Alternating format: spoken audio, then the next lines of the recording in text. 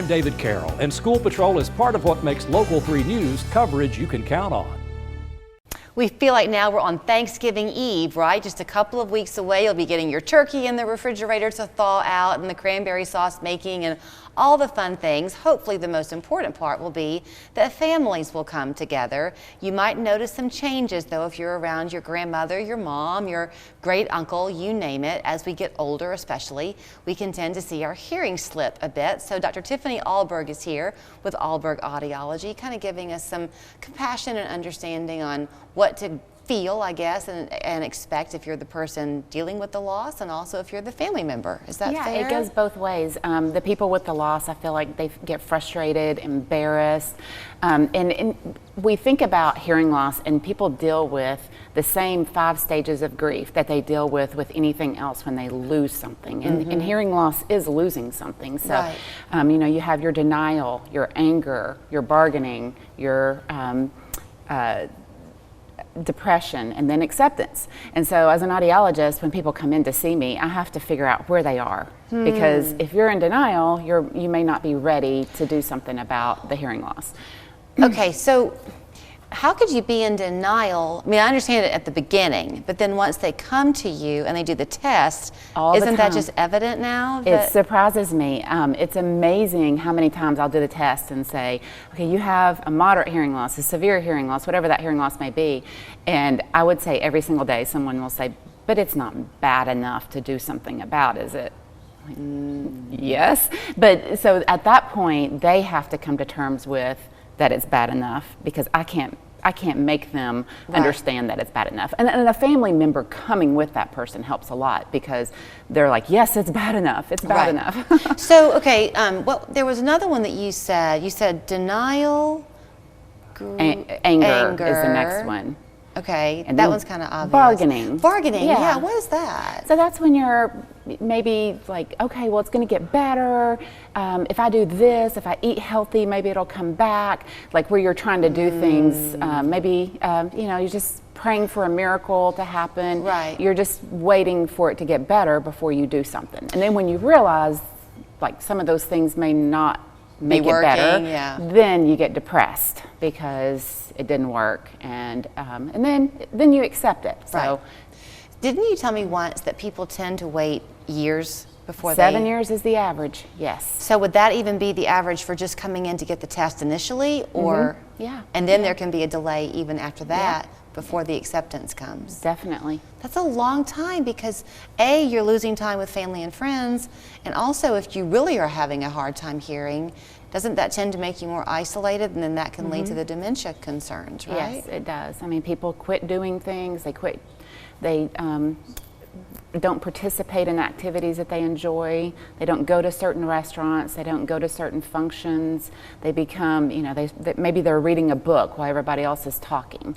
They kind of just are separated from family whenever they're having conversations. Okay, I want to go back to the denial part of it for a second, because you've told me before that there are obviously different types of hearing loss, and I think most of us just kind of have one general idea in mind.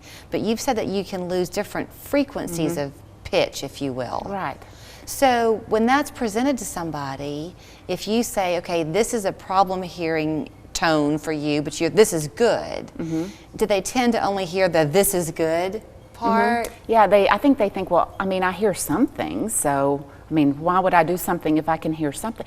I always relate it to, let's say you have a hip problem and you go to the doctor and they're like, well, you're bone on bone and you really need surgery. Does that mean you're going to have surgery? Maybe not right then. You have to come to terms with it yourself, and then when you're ready, then you fix it. And hearing is no different. You have to come to terms with it before you fix it. Is the fix the same for everybody? No, definitely not. It is very individualized. I mean, everybody has a different hearing loss, and everybody has different circumstances. So it is one of those things we have to make sure that we're getting exactly what that person needs. Okay, so let's plot for a minute. And let's suppose that people watching are not the one with the hearing loss, and they're at their grandmother's house or the whatever, and they notice it with a family member. What should they do and what should they not do? Well, again, it depends on what stage someone is at. I mean, awareness comes from a lot of times family members letting that person know that you're not hearing. So how they react to that depends on if they're in denial, if they're in the anger stage, if they're in the depression stage. So it depends on where they are along that journey as to how they're going to react. So everybody's different. Is it helpful sometimes, like if it was I'm throwing all these things your way, but if there was like brothers and sisters together and it's their dad, just pretend, then if they kind of said, okay, one of us we know is going to go with them to the appointment, and let's just see kind of what we can figure out, so that you tried different settings to see if certain settings he could hear better than others. Would that be helpful then in coming to you? I think so. I mean, I think awareness, because a lot of times people don't know. They don't realize how many times they say, huh. They don't realize what they're missing out on. And people are different with that. It depends on how important communication is to that particular person. Some people, it's not important to them, but it may be important to the wife, it may be important to the daughter, it may be important to the other family members, but that person could care less whether they hear or not. So it depends on who's worried about it, but I think bringing it to the person's attention is step number one. Oh, you know what? That's a really good point too, because the 5 levels of stages of grief, I wonder if that affects the family too, if the person's not getting the help. Oh, Are definitely. they angry and sad and... Oh, all the time. They come into the office, they are, I promise.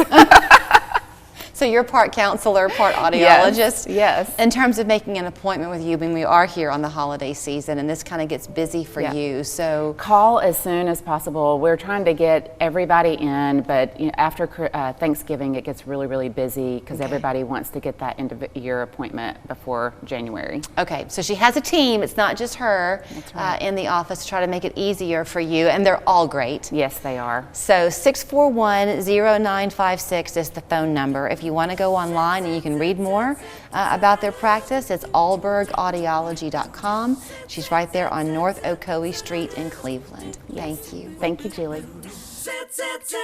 I'm Janice. I live in Marietta, Georgia. I have voted for Republican candidates in the past, but now I don't feel that I can do that. I don't think Herschel Walker is a man of integrity and character. He lies about his businesses. He lies about the way he's treated his family. He lies about his beliefs about abortion. He encouraged his partner to have an abortion. I'll pray for Herschel Walker, but I will not vote for him.